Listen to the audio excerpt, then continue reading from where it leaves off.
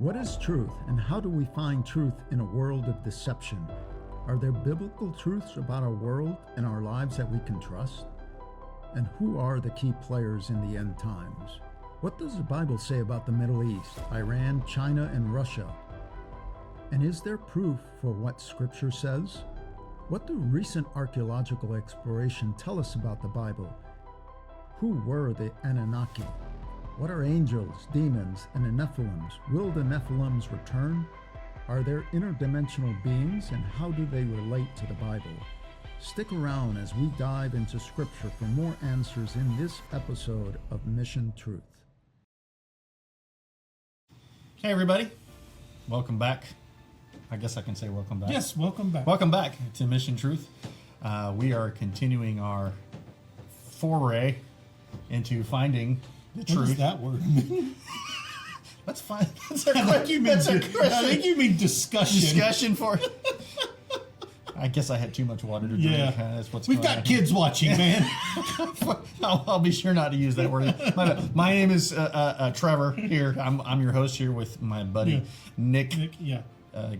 Mino Dudis Simons, and we are continuing our discussion on what is truth, and I guess we kind of went through that in our last episode, and now we're getting to the tools on being able to help us identify truth. And I guess that's the question we're kind of starting with here, and that's off of our first episode. You know, we're the premise that we're going on. I kind of want to review this with this episode as we're asking questions, and then kind of discovering or coming up with that answer.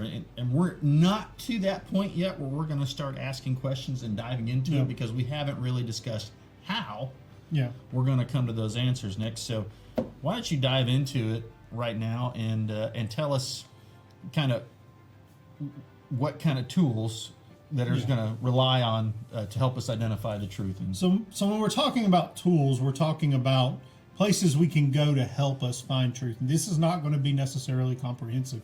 These are just probably the most common places that we're familiar with, and they're probably going to be the more common places that we're going to reference when we really start talking about a lot of the things that we talk about. So I think, we talked about the scientific method in our previous episode. So the most obvious place to start is science, right? So science is, especially in our day and time, is probably the most common place that we go to find established truth, and because of the reasons we talked about last. And actually, it's one of those interesting things about science, because we're talking about that's where we go for established truth. And now if you look historically, science has changed.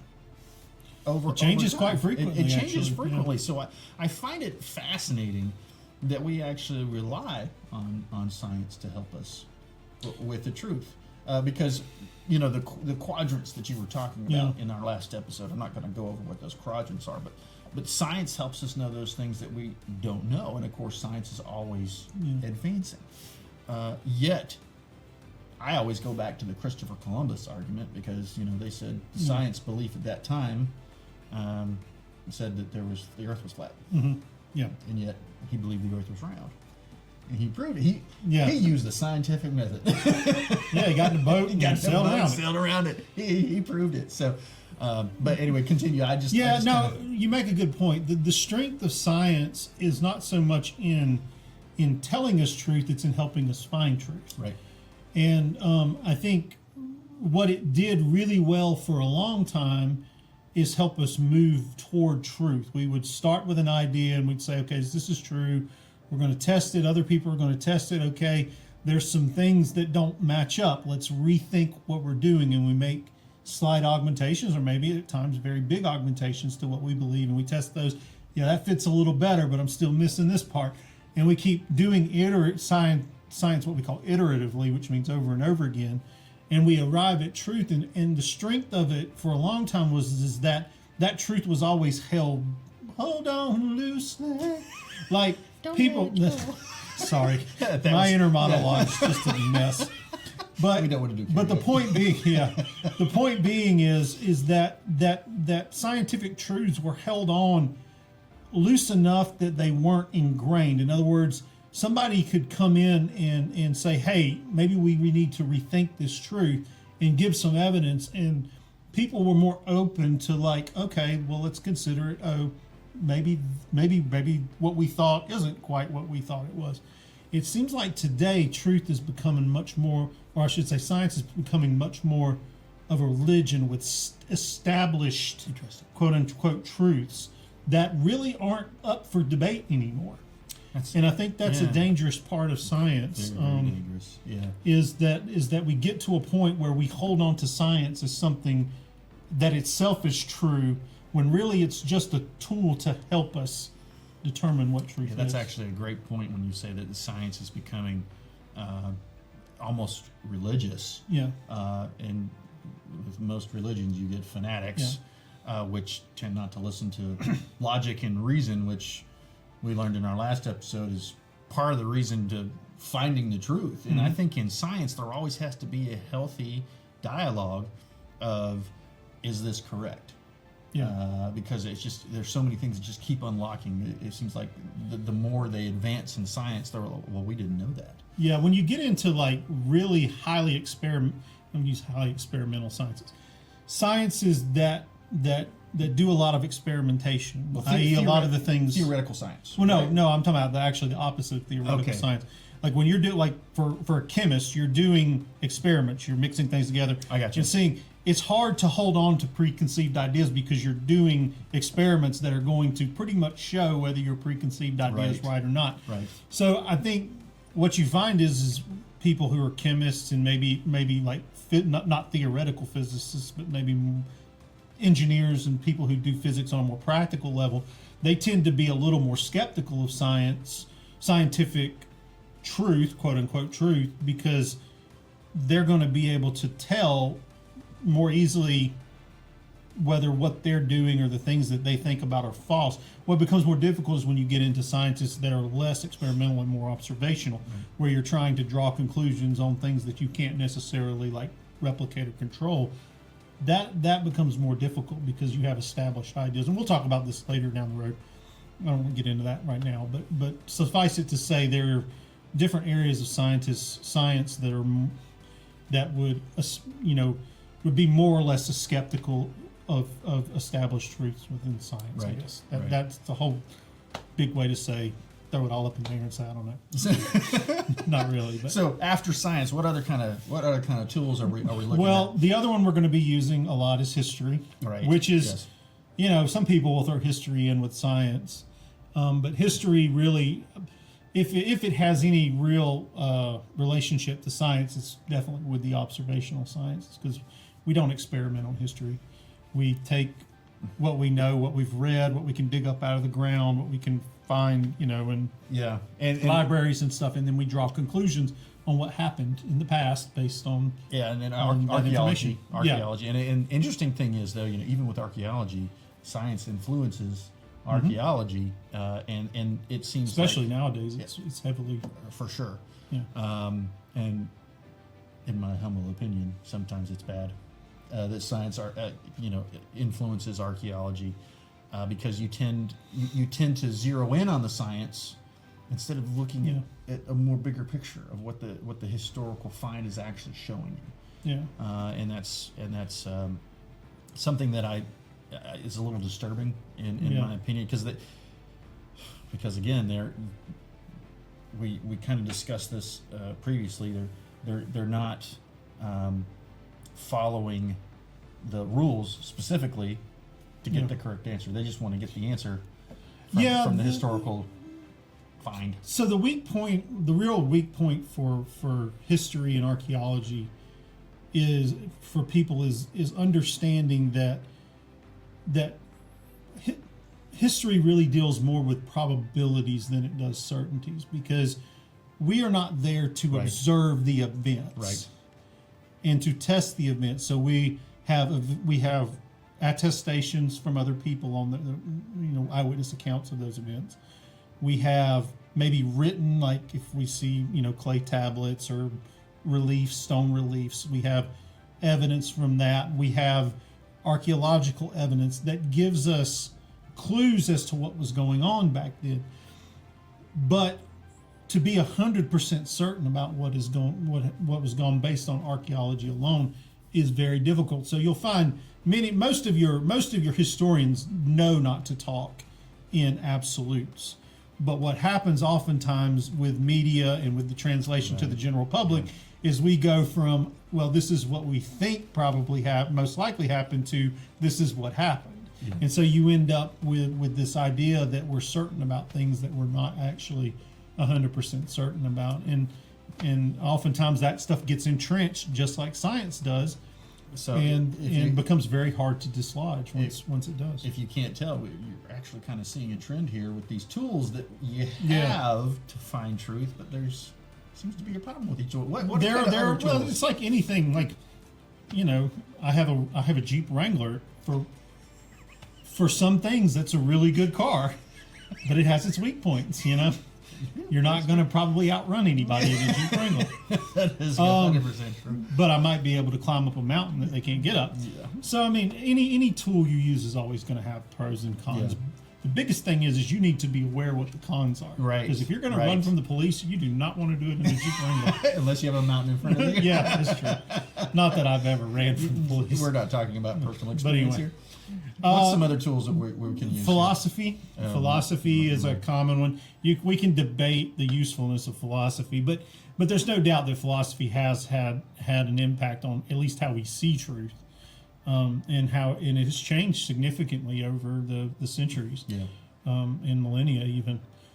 So we're going to talk about philosophy a little bit, but it's what I call very squishy. So I would agree with that. I don't think we're really probably going to delve, apart from discussing some of the positive and negative aspects of philosophy at times. I don't think we'll probably deal too much with philosophy. That's a good thing. And what else do we have? Culture is going to be a big one, especially when we start, if we're talking about this whole idea of your truth and my truth, and how cultural experience frames how we see events. And what people believe as true. And in my opinion, culture and history also kind of intersect there along with science, too, and how you see. Because a lot of times when you're trying to construct the history of a place, you're really also trying to find the culture. Construct the culture, because that gives you a framework for interpreting what happened. But that is a tool, understanding culture and how people see the events. In fact, let's just go back from the Bible's perspective. When we talk about interpreting the Bible, many people make the mistake of interpreting the first century New Testament and earlier Old Testament in the context of 19th and 20th century Western Christianity or Western viewpoint. You're right. It is not. It is a book that was written to a early Jewish audience, and we need to understand the culture and how they viewed things in order to properly understand, because it, as you'll hear us say, it is a book that is written for us but not to us. Correct. So, it was written for the Jews. Yep, it was written for the people of that day. Yes. And we have to understand it in terms of how they would understand it, and not in terms of how we necessarily understand. Probably just lost half our audience because we said it was for us, because that's a point of contention. Which actually goes to our next point, our last tool. What's our last tool? Religion. Religion. Religion is our last tool, and that kind of that's one of the drawbacks when it comes to using that. And when we talk about religion, we use the term religion as sort of a stand-in for things that we know outside of our experience. So things we can't find from science, history, culture, philosophy. Well, philosophy kind of sits in the religion, but it's these truths that are what we would call transcendental truths, things that we believe are true because they have been given to us by whatever religious framework or whatever philosophical even framework that philosophy and religion kind of. So Christians would believe that morality is given by God through revelation, not through the book of Revelation, but through revelation in the Bible. Right. So that's kind of how religion works. Just kind of explain Revelation again real quick on what you're talking about. The book of Revelation? No, the word. We're not explaining the book of Revelation. That is not this podcast. But how because the Revelation. kind of anything that we explain. cannot know by our five senses. Right. It's anything that comes from outside of our five senses. Right. And so that's and basic way to look at that is what are the laws kind of written in the Bible, because those are outside of our Right.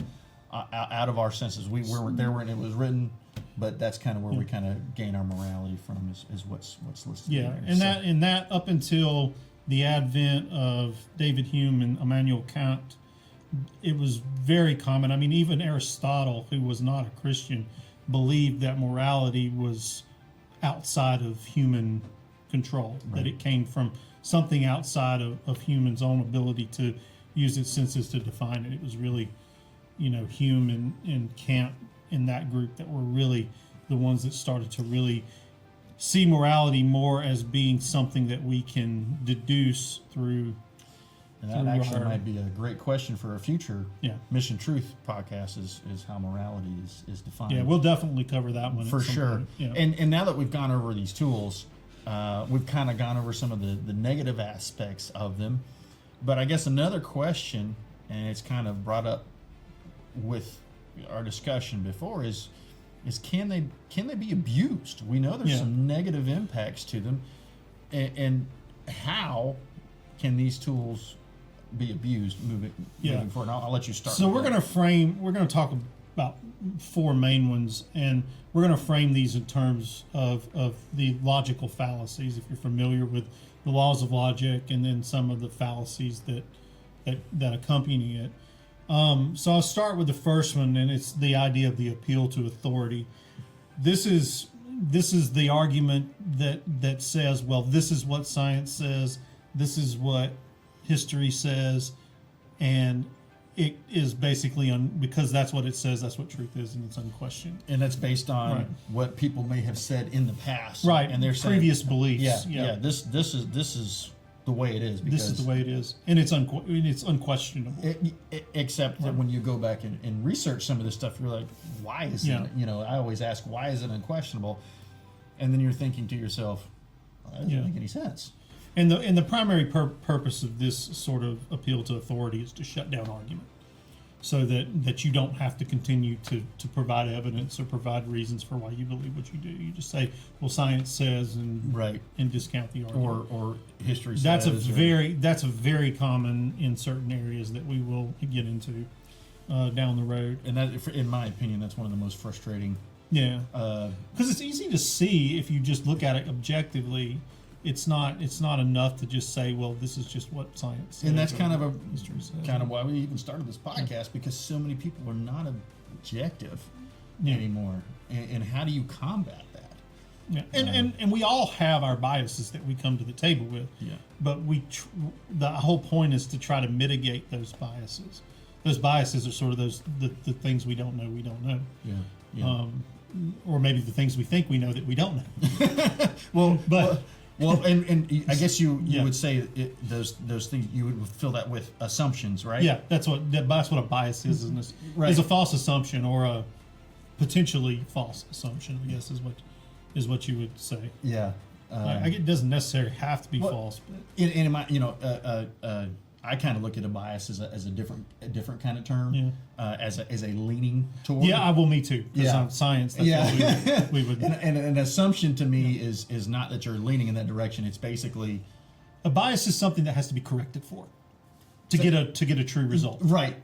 Yeah. And you're looking at it from a scientific standpoint, and this is where perspective comes into play, because he's looking at it from a scientific perspective. Mm-hmm. I am even though we have a very analytical minds, I kind of look at it from when I look at bias, I don't, of course, I'm a car guy, steering bias, kind of an alignment kind of thing. Yeah. And I was got to pull just a little to the left. Yeah. And that's when I think of bias, that's what I think of, and an assumption is outside of that. But he's right. It's pretty much the same thing. It's just the perspective on how I see those words being used. And that's something that will come into play as we start discussing future truths.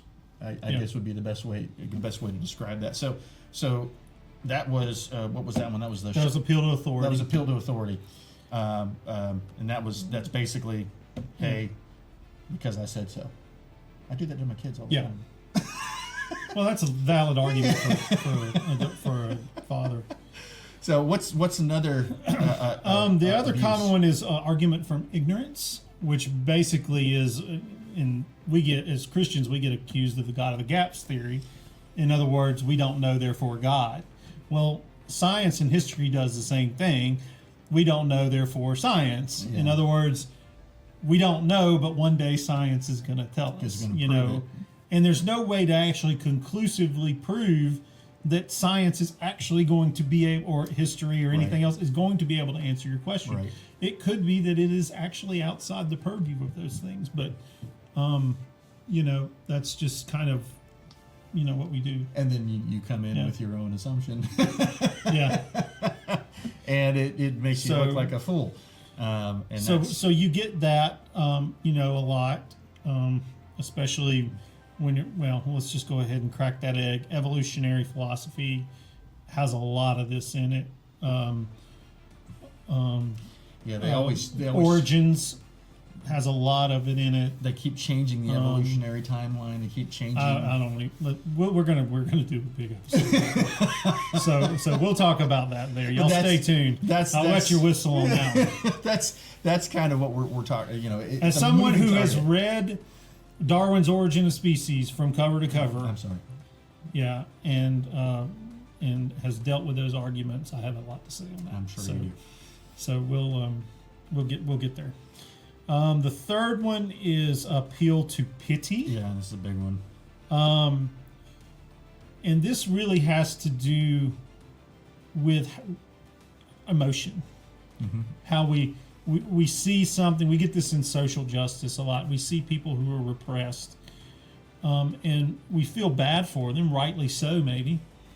And we think that a truth is a certain way simply because it best explains their plight in a way that makes us more comfortable, or easier. Well, or to that handle. group uses that guilt, right, to force you into a corner, if you would say. And that is problematic because the truth often is agnostic of emotion. It should be. Right. It should be. We use the term blind, but justice is blind, but it really is more the idea that truth should be agnostic of it shouldn't matter how you feel. Right. How you feel shouldn't affect what the truth is. And of course, a lot of people say justice is blind because she doesn't like the results. and that actually is part of the driving movement behind social justice.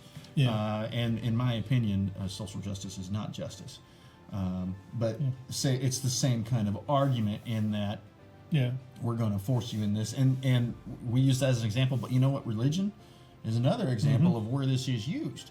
We're repressed. Yeah. I mean,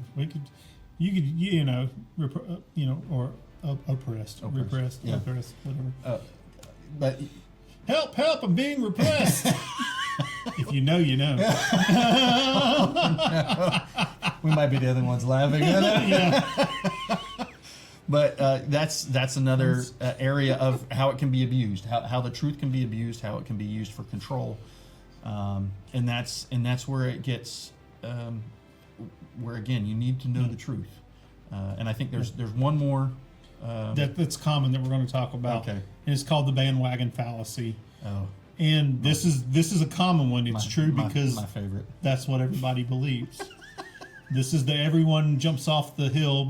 Off the cliff or you jump off the cliff because everyone else has jumped off. Yeah. And it's the idea that something's true just because the majority of the people believe it. Or everybody believes that this particular idea is the way to go, and you're going to jump on it. Yeah. But then you jump off when you realize how stupid it is, and they call you a bandwagon follower, or you jumped off the bandwagon, or you just fell off the turnip truck, or a lot of different colloquial. I can't even say that word right. Colloquialism. Anyway, colloquialism. There we go. We're gonna have to have No man can tame the tongue. It is a restless evil, full of deadly poison. There we go. There you go. So basically, that's just the we've just kind of briefly touched on these tools and how they can be abused. And now, granted, there are many other ways that these can be abused. We're just kind of giving you an overview. We can't do it all in we don't 25 minutes or less. Yeah. So it's one of those things. You might be able to get your oil changed in 25 minutes or less, but we can't tell you all the fallacies of the way it can be abused in 25 minutes or less.